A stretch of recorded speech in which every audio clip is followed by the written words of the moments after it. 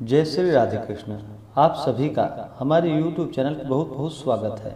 आइए जानते हैं आषाढ़ मास शुक्ल पक्ष में पड़ रहा प्रदोष व्रत के शुभ मुहूर्त के बारे में, व्रत पूजा महत्व के बारे में। प्रदोष का व्रत जो कि हर माह के कृष्ण पक्ष और शुक्ल पक्ष की त्रयोदशी तिथि के दिन जब भी प्रदोष काल का समय प्राप्त होता है, इस दिन इस व्रत को धारण किया जाता है और जिस दिन भी प्रदोष का व्रत पड़ता है उस दिन के नाम से उसे जाना जाता है और उस दिन के प्रदोष व्रत का अपना विशेष महत्व माना गया है। प्रदोष का व्रत अगर रविवार के दिन पड़ता है तो इस व्रत को धारण करने से आयु आरोग्यता की प्राप्ति होती है। सोमवार के दिन व्रत को रखने से अभिष्ट सिद्धि की प्राप्ति होती है। अगर मंगलवार के दिन हो तो इस व्रत को रखने से रोगों से मुक्ति व स्वास्थ्य लाभ की प्राप्ति होती है। बुधवार के दिन अगर प्रदोष व्रत हो तो उस दिन के व्रत को करने से सर्व कामना सिद्धि के लिए बुध प्रदोष का व्रत किया जाता है। वहीं पे गुरुवार के दिन अगर प्रदोष का व्रत हो तो उस दिन के व्रत को रखने से शत्रुओं पर विजय की प्राप्ति होती है, शत्रुओं का विनाश होता है। शुक्रवार के दिन अगर प्रदोष व्रत पड़े तो उस दिन के व्रत को रखने से सौभाग्य और स्त्री की समृद्धि के लिए शुक्र प्रदोष का व्रत किया जाता है। अगर शनिवार के दिन प्रदोष का व्रत हो तो उस दिन के व्रत को रखने से पुत्र प्राप्ति हेतु शनि प्रदोष का व्रत किया जाता है। प्रदोष व्रत में विशेष प्रकार से प्रदोष काल के समय में भगवान शिव, माता पार्वती साथ में शिव परिवार का पूजन करना चाहिए। प्रदोष व्रत के दिन प्रदोष काल के समय में भगवान शिव जो कि प्रसन्न मुद्रा में होते हैं और अपने भक्तों को मनोवांछित फल प्रदान करते हैं। प्रदोष व्रत को रखने से 100 गायों को दान करने के बराबर पुण्य फलों की प्राप्ति होती है। इस दिन भगवान का जो कि विशेष प्रकार से प्रदोष काल के समय में पूजन किया जाता है। प्रदोष काल का समय जो कि सूर्यास्त से 1 घंटे पहले और 1 घंटे बाद तक के बीच का जो समय होता है, यह समय प्रदोष काल का होता है और इसी दौरान भगवान शिव की पूरे विधि विधान के साथ प्रदोष व्रत के दिन पूजा करनी चाहिए। तो आइए जानते हैं प्रदोष व्रत के शुभ मुहूर्त के बारे में। आषाढ़ शुक्ल वर्ष 2023 में त्रयोदशी तिथि प्रारंभ समय 30 जून 2023 दिन शुक्रवार रात्रि 1:18 और त्रयोदशी तिथि की समाप्ति होगी 1 जुलाई 2023 दिन शनिवार को रात्रि 11:08 पे।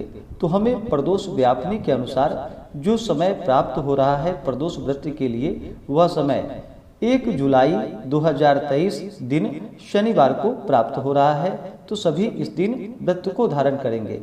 शनिवार के दिन जब भी प्रदोष का व्रत पड़ता है तो इस दिन के व्रत को रखने से जो कि संतान लाभ की प्राप्ति होती है, पुत्र प्राप्ति हेतु इस व्रत को धारण किया जाता है। 1 जुलाई को शनिवार के दिन सूर्योदय का जो समय होगा वह समय सुबह 5:11 और सूर्यास्त शाम 6:52।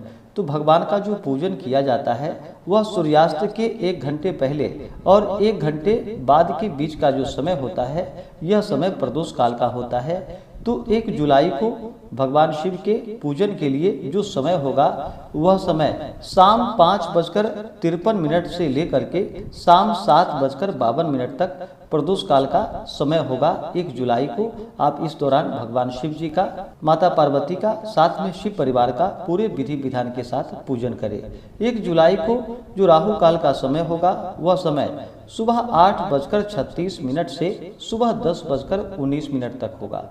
राहु काल समय के दौरान कोई भी शुभ कार्य या नया कार्य नहीं करना चाहिए, यह लाभप्रद नहीं होता है, इस बात का ध्यान रखें। योग जो कि शुभ योग रात्रि 10:43 तक होगा प्रदोष व्रत के दिन। उसके बाद शुक्ल योग जो कि बड़ा ही अच्छा योग भी बन रहा है। नक्षत्र जो कि अनुराधा नक्षत्र दोपहर 3:04 तक होगा। उसके बाद ज्येष्ठा नक्षत्र होगा।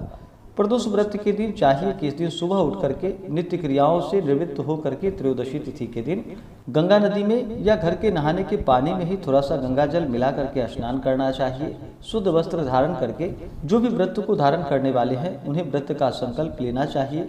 भगवान शिव जी से प्रार्थना करनी चाहिए कि हे भगवान भोलेनाथ, हे माता पार्वती, आज मैं प्रदोष का व्रत रखने जा रहा हूँ या रखने जा रही हूँ। इस प्रकार से भगवान से प्रार्थना करनी चाहिए। आपके मन में जो भी इच्छा हो, जो भी कामना हो, वह भगवान शिव जी से कहें और भगवान से प्रार्थना करें कि हे भगवान शिव, हे माता पार्वती, यह व्रत मेरा निर्विघ्न पूरा हो और हमें पुण्य फलों की प्राप्ति हो, आप हमें आशीर्वाद प्रदान करें। इस प्रकार से भगवान शिव से प्रार्थना करें और इस दिन भगवान शिव का जो कि सुबह के वक्त और विशेष प्रकार से शाम के समय में, प्रदोष काल के समय में भगवान शिव का पूरे विधि विधान के साथ पूजन करना चाहिए। जब भी भगवान शिव जी का पूजन किया जाता है तो साथ में शिव परिवार का भी पूजन किया जाता है। तो सबसे पहले भगवान गणेश का पूजन कर ले, उसके बाद नंदी, श्रृंगी, भृंगी, कृतमुख, कुबेर, सर्प देवताओं का पूजन करे। उसके बाद भगवान शिव और माता पार्वती का पूरे विधि विधान के साथ पंचोपचार या कोटसोपचार पूजन विधि के द्वारा इनका पूजन करना चाहिए। इस दिन भगवान शिव का जल से अभिषेक करे, पंचामृत से अभिषेक करे, शुद्ध गंगा जल से अभिषेक करे, भगवान शिव जी को सफेद वस्त्र चढ़ाएं, यज्ञोपवीत अर्पित करे, फिर अक्षत, चंदन, पुष्पों की माला भगवान शिव जी को अर्पित करे। भगवान शिव जी को जो कि बिलपत्र अति प्रिय होता है, तो भगवान शिव जी को 3 पत्ते वाला बिलपत्र, उस पे राम का नाम लिख करके या नमः शिवाय लिख करके भगवान शिव जी को बिलपत्र अर्पित करनी चाहिए। फिर भांग, धतूरा, शमी पत्र आदि भगवान शिव जी को चढ़ाएं। उसके बाद फिर धूप और दीप दिखा करके नैवेद्य का अपने श्रद्धा भक्ति भाव के साथ भगवान को जो भी ऋतु फल हो या दूध से बने हुए मिठाई हो भगवान शिव जी को चढ़ाएं और फिर जल से आचमनी करवाएं, द्रव्य दक्षिणा चढ़ाएं। इसके बाद भगवान शिव जी के स्तोत्र आदि का पाठ करें या श्रवण करें, शिव चालीसा का पाठ करें या श्रवण करें और फिर शनि प्रदोष व्रत का कथा श्रवण करें, भगवान शिव जी की आरती करें। इस प्रकार से प्रदोष व्रत के दिन भगवान शिव जी का पूरे विधि विधान के साथ पूजन करना चाहिए। जो भी व्रत को धारण करते हैं उन्हें व्रत के दौरान कुछ बातों का ध्यान रखना चाहिए। इस दौरान व्रती को जो कि किसी के ऊपर क्रोध नहीं करनी चाहिए, अपने मन में किसी के प्रति ईर्ष्या या द्वेष का भाव नहीं लाना चाहिए, ब्रह्मचर्य का पालन करना चाहिए। इस दिन जो कि दिन भर उपवास रहते हुए भगवान शिव जी का पूजन करना चाहिए। जो उपवास नहीं रह पाते हैं, जिनका स्वास्थ्य सही ना हो, वो एक समय फलाहार ग्रहण करें। प्रदोष व्रत के दिन जो कि अन्न ग्रहण नहीं करनी चाहिए, भगवान शिव के पूजन में अन्न ग्रहण नहीं किया जाता है। पहले भगवान शिव जी का पूरे विधि विधान के साथ पूजन कर ले, उसके बाद फिर शाम के पूजन के बाद आप फलाहार आदि का प्रयोग कर सकते हैं। इस व्रत का पारण जो कि अगले दिन जा करके सूर्योदय होने के बाद व्रत का पारण किया जाता है। प्रदोष का व्रत कम से कम 26 त्रयोदशी प्रदोष का व्रत करना चाहिए। इसके बाद आप चाहें तो आगे भी व्रत को धारण कर सकते हैं, नहीं तो व्रत का उद्यापन करना चाहिए। इस दिन जो कि दिन रात्रि भगवान शिव के नामों का स्मरण करना चाहिए। श्री उमा महेश्वराभ्याम नमः इन मंत्रों का जाप करें या ओम सांब सदा शिवाय नमः इन मंत्रों का 108 बार जप करना चाहिए। कार्य सिद्ध होने पर जो कि त्रयोदशी व्रत का उद्यापन करना चाहिए। उससे एक दिन पहले ही जो कि गणेश पूजन करनी चाहिए। घर में अथवा मंदिर में नृत्य कीर्तन द्वारा रात्रि को जागरण करनी चाहिए और फिर त्रयोदशी की सुबह जो कि स्नान आदि से निवृत्त हो करके रंगीन पद्म पुष्प रोली से मंडप बना करके उसमें भगवान शिव पार्वती की फोटो या प्रतिमा को रख करके भगवान का पूरे विधि विधान के साथ पूजन करना चाहिए। हवन आदि का कार्य करना चाहिए।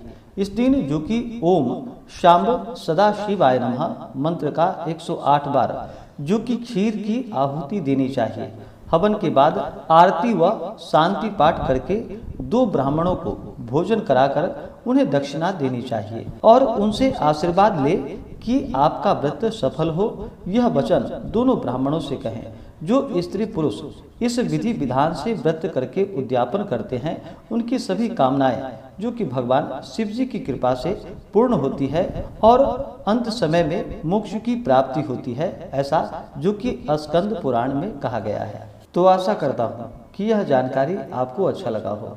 ऐसे ही ज्ञानवर्धक जानकारियाँ प्राप्त करने के लिए हमारे इस चैनल पे अगर आप नए हैं तो चैनल को लाल बटन दबा करके सब्सक्राइब करें, साथ में बेल आइकन घंटी को दबाएं ताकि मेरे वीडियो का नोटिफिकेशन आपको समय से मिलता रहे। वीडियो को लाइक करें, शेयर करें। सुखी रहें और स्वस्थ रहें। जय श्री राधे कृष्ण। धन्यवाद।